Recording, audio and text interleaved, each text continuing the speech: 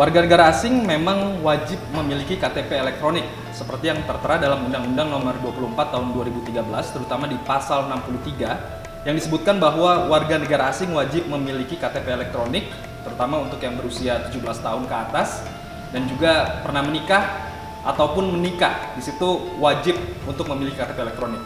Nah, secara kasat mata memang ada 3 perbedaan mendasar yang bisa dilihat antara KTP elektronik untuk warga negara Indonesia dan juga KTP elektronik untuk warga negara asing.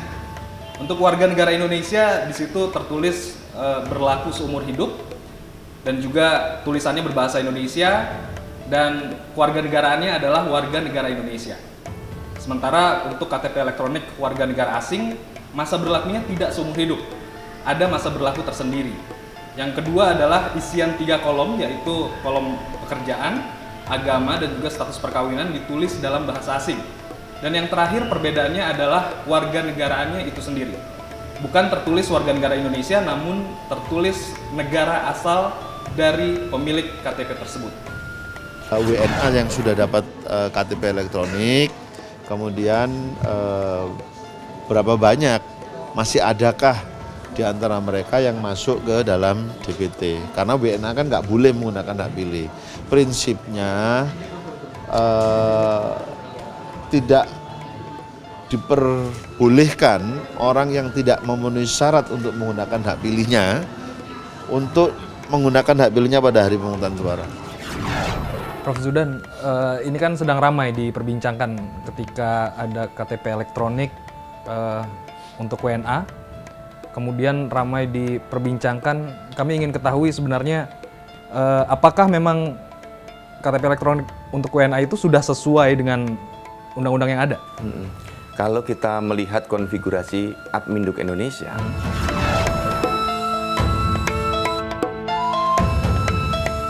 sejak tahun 2006 itu diterbitkan Undang-Undang Nomor 23 Tahun 2006 tentang Administrasi Kependudukan.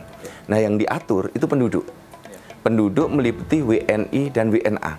Dalam pasal 63 itu dikatakan begini, setiap WNI dan WNA yang sudah berumur 17 tahun atau sudah menikah wajib memiliki KTP. Zaman dulu KTP.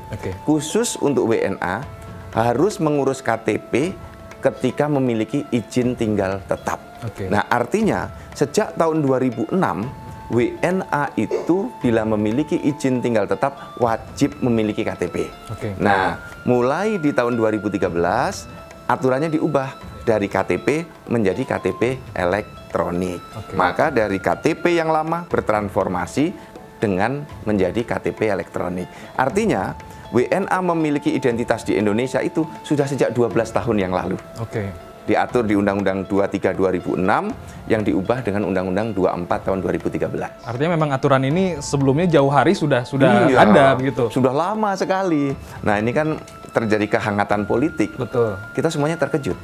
2009 tenang-tenang saja. Padahal kan itu sudah 2006 WNA punya identitas KTP.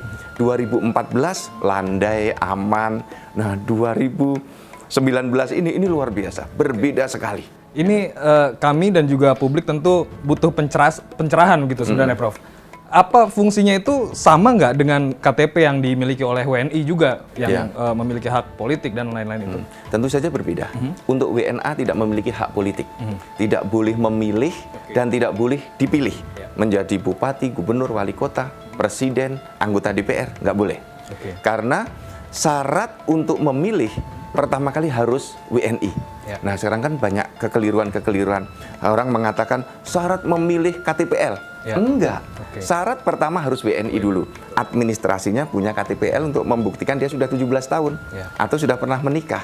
Jadi, menurut saya kita harus memberikan literasi yang benar kepada seluruh masyarakat bahwa KTP bagi WNA itu sudah 12 tahun yang lalu. Kita ini ada satu perubahan cara berpikir dan cara pandang yang luar biasa. Ketika Pilpres 2009, tenang, damai. 2014, tenang, damai. Kok 2019 yang mestinya lebih tenang dan lebih damai, ini terjadi hoax yang luar biasa. Anda melihat ini memang sengaja diembuskan menjelang tahun-tahun pemilu seperti saat ini? Saya melihat ini kan isu seksi, ya. Padahal ketika pilkada nggak ada masalah kan? Pilkada 2015 nggak masalah, 2017 nggak ada masalah, 2018 kemarin nggak ada masalah. Nah, tampaknya ada pihak-pihak tertentu yang menggoreng isu ini. Karena di Indonesia yang namanya asing, itu kan sensitif gitu ya? Ya, apalagi ditambah asing. Jadi asing dan asing ini setahun terakhir ini begitu ramai. Padahal KTPL bagi WNA itu yang orang Cina prosentasenya sedikit. Berapa? Kalau jika dilihat? Kalau dilihat yang banyak itu ya orang Eropa, orang Amerika, ya Afrika itu jauh lebih banyak. Malaysia banyak. Yang orang China sendiri sedikit. Gitu. Dari Dukcapil sendiri sebenarnya penegasannya bagaimana kepada seluruh pihak yang mengetahui atau merasa bahwa KTP elektronik WNA ini bisa saja dimanfaatkan atau diselewengkan fungsinya yang tidak sesuai dengan aturan gitu.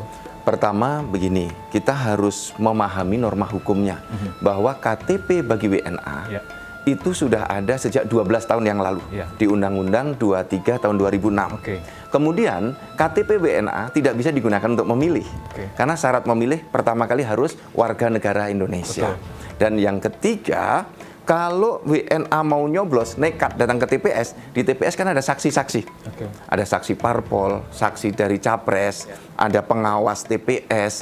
Dan masyarakat pasti melihat, dalam KTP-nya kan ditulis warga negaranya. Dari Jerman, dari Amerika. Kalau petugas TPS membaca, dipastikan tidak akan mungkin WNA bisa mencoblos. Terkait dengan NIK yang ternyata masuk ke dalam DPT, bagaimana Prof menanggapi itu? Kami sudah rapat dengan KPU tadi pagi, hari Senin tanggal 4 tadi pagi kita sudah rapat mendapat informasi. KPU sendiri mengatakan bahwa NIK yang masuk ke dalam DPT tidak bersumber dari DP4 Kementerian Dalam Negeri. Dan kami secara internal ketika ada isu, kami langsung koreksi diri ke dalam. Saya langsung ngecek semua data saya. DP4 Pilpres 2014, Pilbub Cianjur 2015, Pilgub Jabar 2018, dan DP4 di Pilpres 2019. NIK Bahar benar sesuai dengan di KTP. Bukan menggunakan NIK-nya Pak Chen yang orang China itu. Nah, sekali lagi yang dari KPU sendiri sudah menyampaikan kesalahan input tidak berasal dari DP4 Kementerian Dalam Negeri. Artinya memang ada pihak-pihak yang Anda melihat memanfaatkan situasi seperti ini, menggoreng isu, kemudian apalagi termasuk asing-asing, sengaja dimunculkan ke permukaan. Persis. Jadi ada upaya yang untuk mendelegitimasi proses-proses pemilu ini. Siapa itu, Prof? Ya, kita nggak tahu, nanti biar intelijen, Polri yang menyisir itu. Karena kita melihat pilkada aman semua kan? Karena dia juga bisa nyoblos kan? Pilpres 2009 aman. Pilpres 2014 nggak pernah muncul. Kok sekarang yang mestinya kita aman damai menjadi sangat gaduh dengan banyak berita hoax itu. Baik, terima kasih Prof atas penjelasannya. Terima kasih. Ya, Mas. Sebagai mitra kerja KPU dan Kemendagri, Komisi 2 DPR RI meminta agar penyelenggara pemilu bekerja objektif dan profesional. Mas Yandri, ini kita ketahui bahwa polemik KTP elektronik warga negara asing yang masuk DPT, apa kemudian langkah Komisi 2 DPR RI menyikapi hal ini, Mas? Ya, sebenarnya kalau dari sisi regulasi kan sudah sangat clear ya.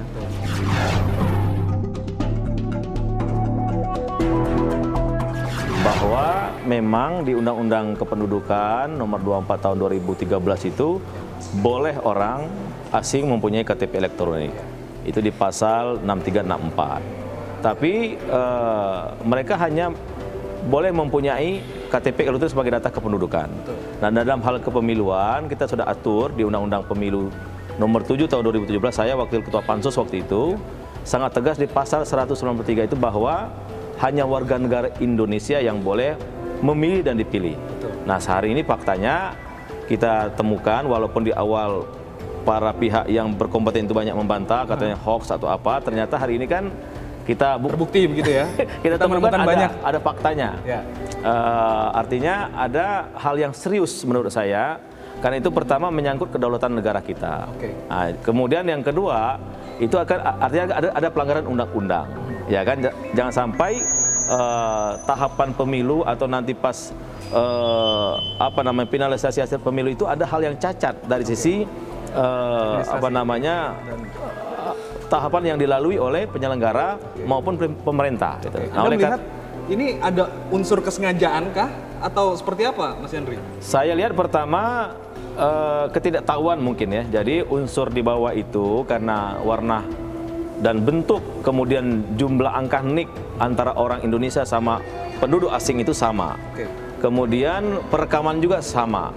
Cara memasukkan data juga sama. Jadi ini karena sama semua, mungkin di bawah itu tidak mengerti. Tapi saya sebagai anggota Komisi 2 yang memang bertugas untuk memantau kinerja rekan kerja kami, diantaranya KPU, Bawaslu, dan Mendagri. Dan ketiga ini mereka yang paling bertanggung jawab dengan kepemiluan kan. Nah, saya akan tanya sebenarnya kesalahan ini di mana nih, Mas? Apakah ada unsur kesengajaan tadi atau benar-benar ini sesuatu yang tidak tidak mereka ketahui tapi terinput datanya. Nah, tapi kalau misalnya disengaja, saya kira perlu ada pertanggungjawaban lebih lanjut. Siapa yang bermain di sini? Ya kan? Tujuannya apa gitu loh. Karena fatal. Jadi sangat jelas undang-undang mengatur dilarang.